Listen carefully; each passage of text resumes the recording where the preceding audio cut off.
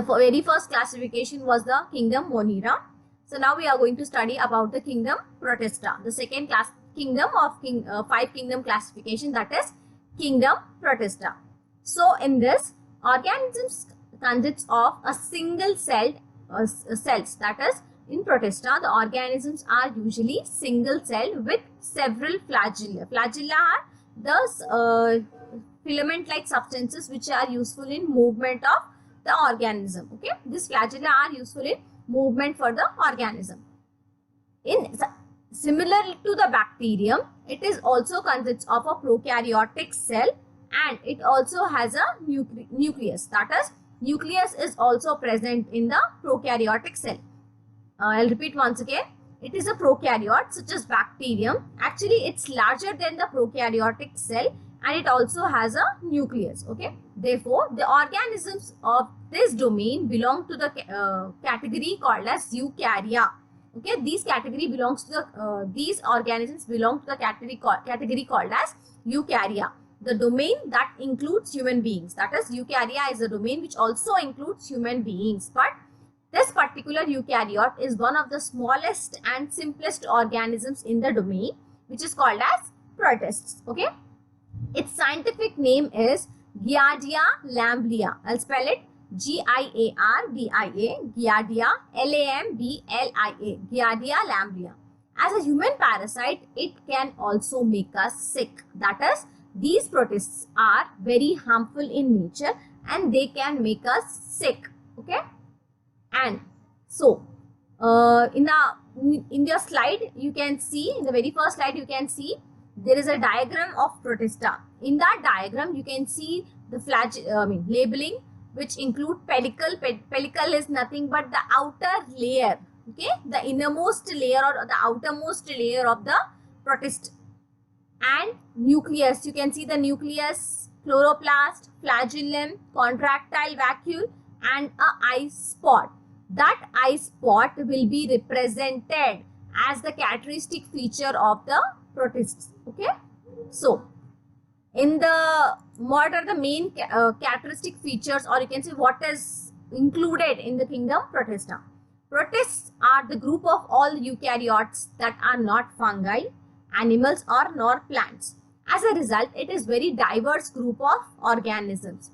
The eukaryotes that make up this kingdom, that is kingdom Protista, do not have much in common besides a relatively simple organization. Protists can look very different from each other.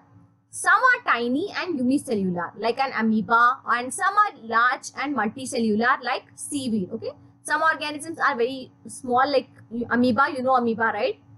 And some are very large like seaweeds. However, multicellular protists do not have highly specialized tissues or organs. They don't have much though they have multicellular organisms, but they don't have highly specialized tissues or organs. Okay, this simple cellular level is basically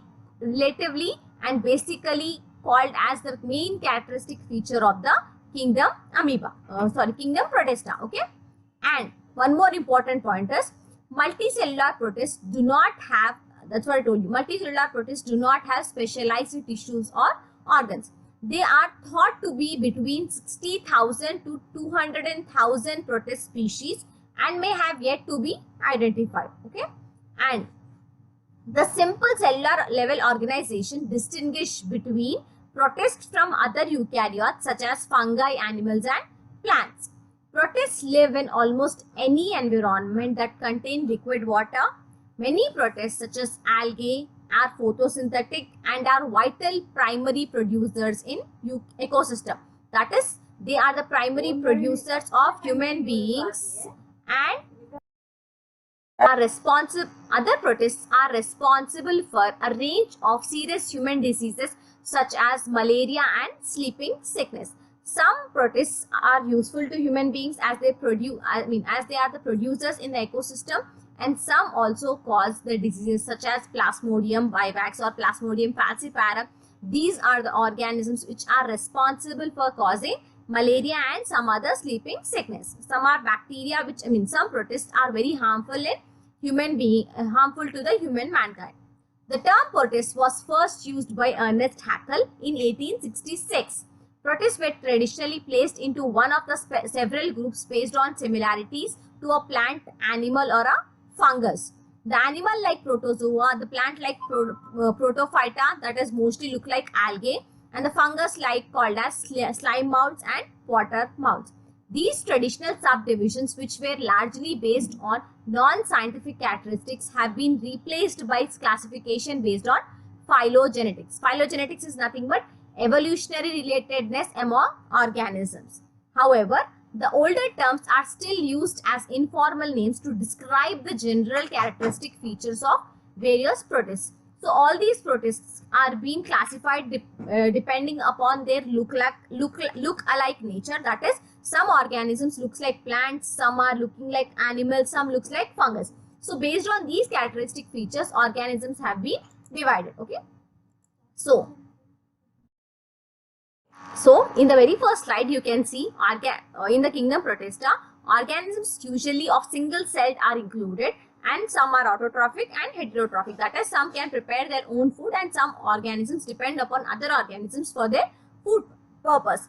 Members of Protista are primarily aquatic, that is, usually they are present in water animals, and some have flagella or cilia that which helps in the movement of these organisms. You can see the types of protists which we will be furtherly studying in that topic, okay, such as slime moths, amoeba, euglena, dinoflagellate, paramecium, diatoms, and macromegaly. So all these organisms are we'll be discussing about all these in detail. So in our next slide, you can see the characteristic features of kingdom Protista. So these are usually eukaryotic organisms, which includes membrane bound nucleus. That is, in the Monera kingdom, we didn't see any membrane bound nucleus, which is that is nothing but nuclear membrane was absent. But here in kingdom Protista, the nuclear membrane is present. Okay. Usually they are aquatic in nature. That is nothing but all the protist organisms basically live in moist conditions. That is, wherever the water is present. Okay. Most species are unicellular, but some organisms are also multicellular, such as kelp. Example of multicellular is kelp. Some species of kelp grow so large that they exceed even 100 feet in height. That is called as giant kelp. Just like any other eukaryote, the cells of these species have a nucleus and membrane-bound cell organelles. That is, in earlier Monera, kingdom Monera, the membrane-bound cell organelles were absent, but in this Protista, the membrane-bound cell organelles are present. Okay, and they are autotrophic, heterotrophic. Just now I told you, autotrophic, which can prepare their own food; heterotrophic, which depends upon depends upon other organisms for their survival. Okay, so and some other characteristic features also include symbiosis is observed in the members of this class. That is, for example, kelp, which is a seaweed. Kelp, which is a seaweed, is a multicellular protist that provides protection from predators amidst its thick kelp. Just because of its thick body structure, kelp is nothing provides the protection from other organisms. Okay. In turn, the otters eat sea urchins that tend to feed on kelp. Okay. So that it is nothing but a symbiotic nature. There are two organisms known as otters, OTTERS, otters and kelp.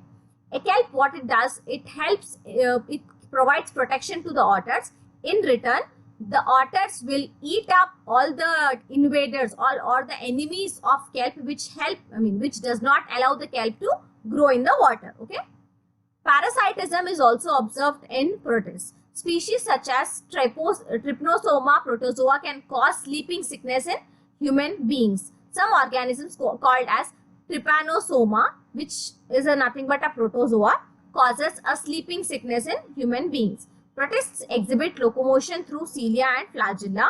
A few organisms belonging to kingdom protists have pseudopodia, which help them to move. Pseudopodia are nothing but, you can see in the amoeba, pseudopodia false feet are called as pseudopodia. Protista reproduces by asexual means. The sexual method of reproduction is extremely rare and occurs only during times of stress. Usually it reproduces by asexual reproduction. Okay. So classification of Protista. we'll be discussing about the next slide, that is classification of Protista. Protista are classified in the 5 subdivisions, that is chrysophytes, dinoflagellates, euglenoids, slime moulds and protozoans. Okay, one more, I'll tell you one more once again. Classification of Protista, it is divided into chrysophytes, dinoflagellates, euglenoids, slime molds and protozoans. Here you can see they are classified according to the animal-like, plant-like and fungus-like structures. In animal-like, which, like for example, which take the food from the environment. Like usually what animals do, they take the food, whatever they require food, they are taking the food from the environmental solutions. Okay, so the substances or the organisms which depend for food on the environmental purpose are called as animal-like, which take food from the environment, whereas plant-like, which can produce the food on their own, that is autotrophic by photosynthetic process, and fungus-like, fungus-like are again divided into 2 types, that is which include decomposers and parasites, and others are which depend upon external digestion. Okay, so there are various, depending upon these characteristic features, the protists are divided into various other categories. So in the next slide you can see with the examples, that is plant-like protists. Members of this kingdom are grouped together because they don't fit into other kingdoms. Okay, so plant-like protists are nothing but algae, which are nothing but photosynthetic autotrophs. In that further it is again divided into unicellular and multicellular. Unicellular, single-celled organisms; multicellular organisms. In unicellular you have euglena, diatoms and dinoflagellates. In multicellular you have Euvolva, kelp and Irish moss. These are the organisms which comes under the category of algae, that is nothing but they can prepare their own food, which are, then what are they called? Autotrophic organisms. Then coming to animal-like protists or animal-like protists, which are called as protozoa. Example, heterotrophs. Examples are amoeba, paramecium, trypanosome and plasmodium. Plasmodium, we are all aware of it, which is the organism which causes malaria. Okay, amoeba is a single-celled organism which contains pseudopodia. Okay, and paramecia is a slipper-like organism which has cilia and cilia all towards its body structure. Okay, so next coming to fungus-like protists, which are heterotrophs again, that is they depend for the food on other organisms. Examples are slime molds and water molds. So these are the various types of organisms which based on their characteristic feature, based on their nutrition, based on their mode of nutrition, based on their type, how do they survive, I mean how do they take up the food from the environment, based on these characteristic features, animals are divided or organisms are divided into different categories. So these are algae, protozoa and fungus-like protists. Algae are photosynthetic, that is they can prepare their own food, whereas protozoa and fungus-like protists are heterotrophic in nature. Okay, so